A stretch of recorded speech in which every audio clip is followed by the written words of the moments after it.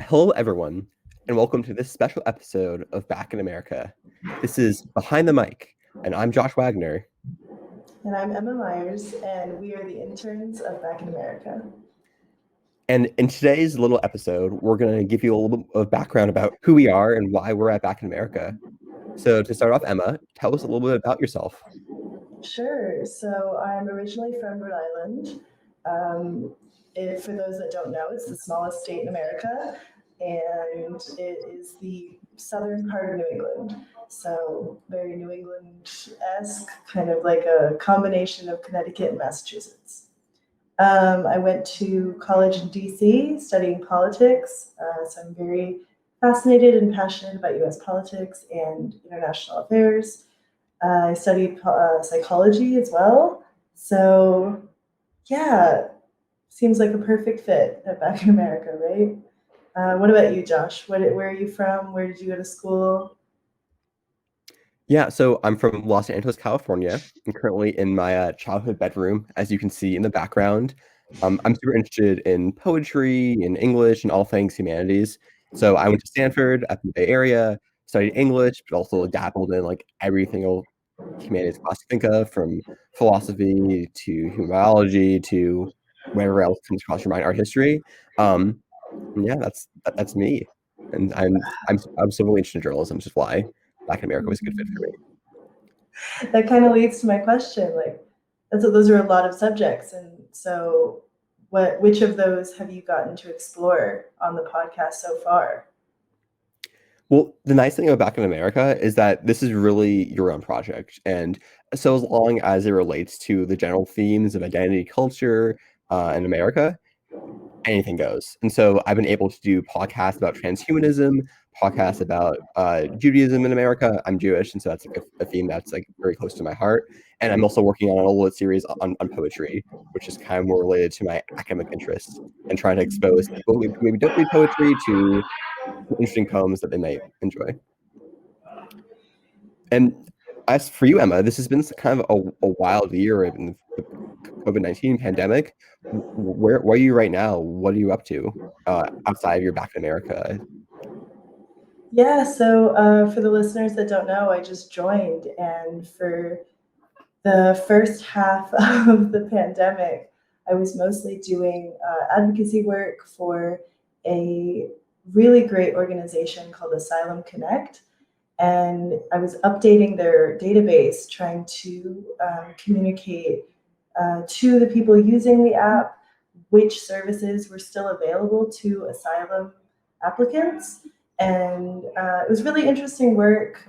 Wasn't necessarily my favorite job because it was remote and I was, just calling and cold calling businesses all day. So I started volunteering for a different organization called House of Good Deeds and focusing on the environment and different kinds of ways of reducing waste, specifically in household items, clothing, and even food waste. So that's been really interesting, really passionate actually of mine. And yeah, I've also been working with AmeriCorps, doing a year of service in a Brooklyn homeless shelter called Providence House. And within that program, I'm also working with a sisterhood called the Sisters of St. Joseph. And it's a program called the St. Joseph Worker Program, where we live in an intentional community. We share everything, our salary, our food, our house, everything. We also share a car, which is very lucky. So we've had the opportunity of volunteering every weekend for different organizations that the sisterhood is a part of. And so I've done land restoration projects. I've done food pantry volunteer work. I've volunteered at retirement and elderly homes. I've done the food and clothing drive, like I said, and they've just connected me to so many different programs in the city, and I didn't even realize how much the New York City community really does offer. It's just been really, really great. So, I am working in person, but luckily I have my own office, so I can take my mask off and breathe and um, yeah, and still help in the small ways that I can. What I do at the homeless shelter is I'm an employment specialist. Mhm. So I work on resumes, interviewing skills, lifestyle skills, financial literacy, things like that. Also, higher education programs as well. So yeah, it's a lot of work, but I really like it. And being in COVID, I just needed to be busy, you know? No, that makes a lot of sense. And it sounds like you're insanely busy, like running between all these different opportunities and jobs that you're playing a vital role in. I'm actually really curious if you could say more about being a part of that intentional community. Like Yeah, what does living intentionally mean both for like community you live in, but also for you personally? sure, sure. So I didn't really know what intentional community meant when I signed up for it. And it turns out it's a lot to do with regularly meeting and actually sharing what we need in that week, that moment, whatever, in that relationship, likely. And so we have meetings every Monday night. And a sister actually comes to like host them for us. And since this was more in the beginning that the sisters were hosting, we've now kind of taken over. But in the beginning, they kind of guided us through opening up and sharing our needs and communicating directly to the people that we're living with what we need to feel at home, what we need to feel cared for. And it really brought all of the issues to the space and making that time and making that space to listen and be attentive and then follow up on that and follow through with the requests that people are making, or even setting a boundary of, Mhm. oh, it's wonderful that you have communicated you need that, but I'm not capable of being that person to provide it. Like, I think you need to seek support outside of the community for those needs. And that's been really helpful too. So, bringing that intentionality to communication and Mhm. also to the budgeting, which was really, really helpful. We're very intentional with what we buy and how we distribute the money that we receive from Mhm. AmeriCorps. We each have our own stipend, but we share it. So, nothing we buy is just for us. And that's been actually a lot better, because if you buy produce and you don't necessarily have the time to eat it, you don't have to worry that it's going to rot in your fridge. Someone in the community will cook it and hopefully make enough for everyone. So, yeah, it's been really, really enlightening and helpful. So, in your time at Back in America, have there been moments with Stan where there was kind of a cultural barrier or even a language barrier? Like, have you had the opportunity to maybe share your own American perspective with him being a Frenchman, of course? Definitely. I think this coming into back in America, not mostly knowing Americans. I had some friends from France in college, but just working with Stan, we meet every day at 10 a.m. Pacific time, and just seeing him every day is raise all these kinds of cultural clashes, whether that's he's trying to say a word like 10 times in a row, and I have no idea what word he's saying. I think recently the word potatoes just came out super strangely from his mouth in such a way that I just like had no idea what was going on.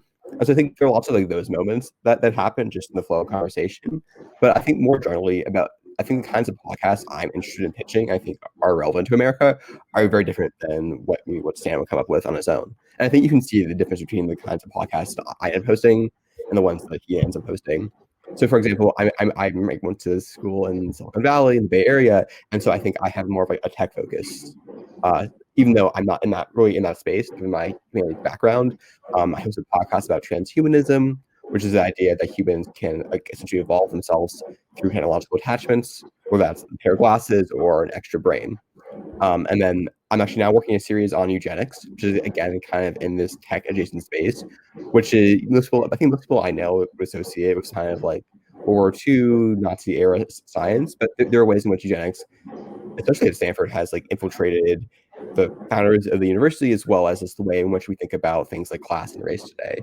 I think these are the issues that maybe are on my mind being from America that maybe Stan would not have thought of. And so I'm often trying to defend or explain why these questions and topics are relevant to someone who maybe is not as exposed to them as I might be.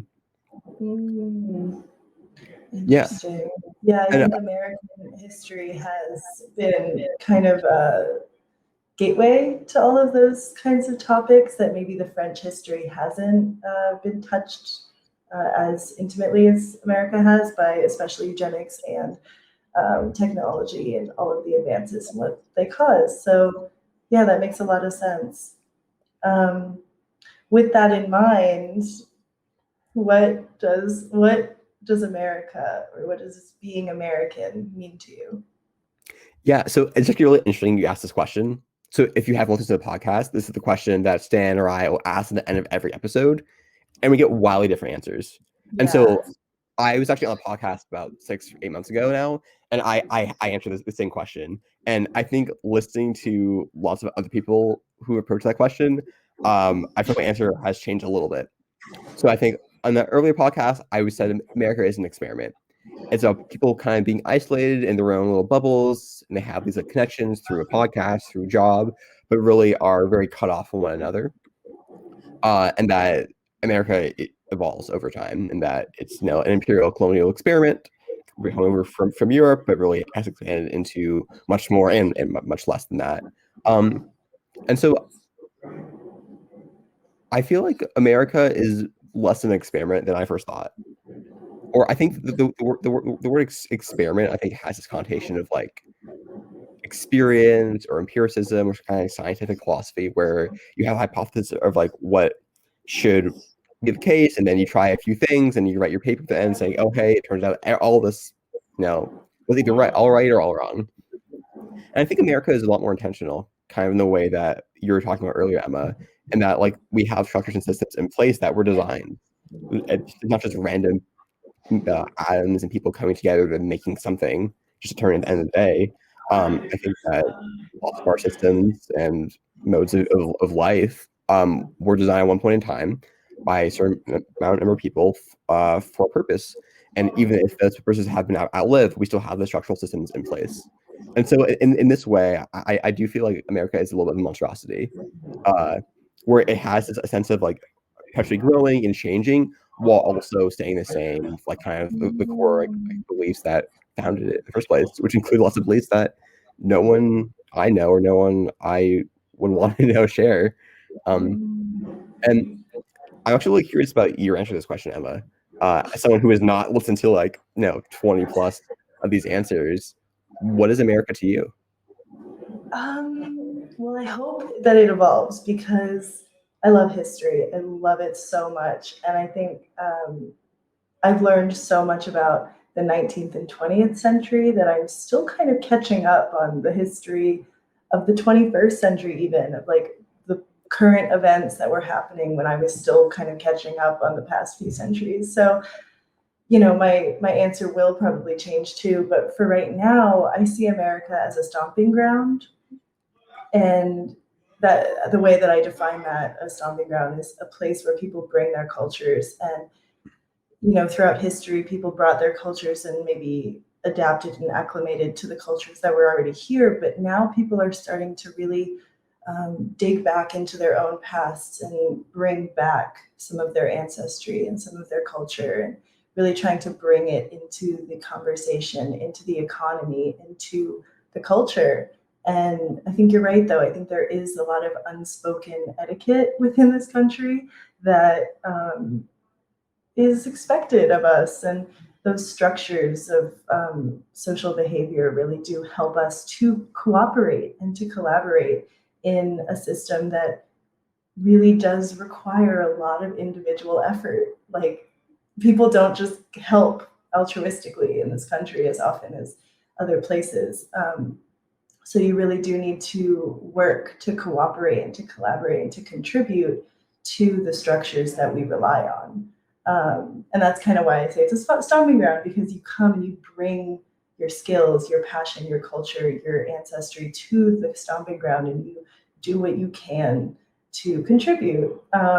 which I think is a really beautiful thing and probably a reason why there is so much available to us in this country because so many people are contributing and working very, very hard.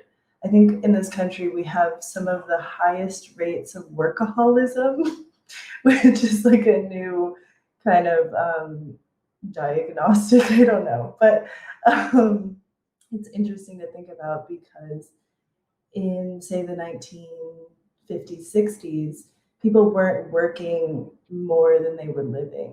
Now it's shifted where we really are working to contribute and to earn more than we are spending and living. So it's really interesting. I do think, like you said, we're a country kind of dependent on each other in that intentional way. So yeah, definitely interesting to think about. I Yeah, know. Go ahead. yeah. I just to close it out. Maybe would you mind like sharing some of the projects you're working on right now for Back in America? As like a little Oh, sneak peek sure. of things to Yeah, come. right now I'm working on a story on the vaccine and vaccine hesitancy, and just like the political connotations of that, and maybe the history that's indicating certain people being hesitant and others not being hesitant. So that I'm researching that in the moment, and that should be released on our Substack soon. And I know you have some podcasts coming out. Do you want to tell the listeners about those? Yeah, so I really have I'm working on two series right now. One I mentioned earlier is this poetry and music series where I sit down with a friend or anyone who's really interested in poetry, and we put a song and a poem next to each other, kind of talk about the differences between the two different kinds of media, and also like why these songs and poems are so important to us. And the second series I've also like hinted at a little bit is a three-part series on eugenics in America today, why I sit down with a eugenicist, an activist, and a historian in three different episodes to kind of talk about the legacy of eugenics today and why this is a question we're still grappling with hundreds of years later in America. When can we expect those? When can the listeners expect to hear either one of those? Yeah, so over the summer, Back in America usually goes on a hiatus. And so this summer, I'm going to do a takeover of the podcast, and I'm hoping to release one episode of my poetry series every week throughout June and July. So that'll be 8 episodes, which I'm excited about, but it also is a big project. And then the eugenics series should be coming out within the next few weeks. Wonderful. Okay. Well, we look forward to hearing those, and I guess we'll hear you then. Yeah, I think it's been great to kind of talk to you outside of our like daily meetings, where I feel like it's like less of personal interaction and more like we have work to do. Yeah, it's good to get to know you a little better. Yeah. Yeah, I guess we should sign off there. And look forward to hearing more from our fans in the days and weeks to come. Yeah, if you guys have any questions for us, be sure to leave your comments. I believe they can do that. And I believe we have an email listed as well if you guys ever want to get in touch with us. You can also find us on Facebook, LinkedIn, Twitter, Instagram, uh, Clubhouse. We are occasionally on Clubhouse if you ever want to chat with us. But yeah, thanks again for tuning in. Bye, Josh. Bye, Emma.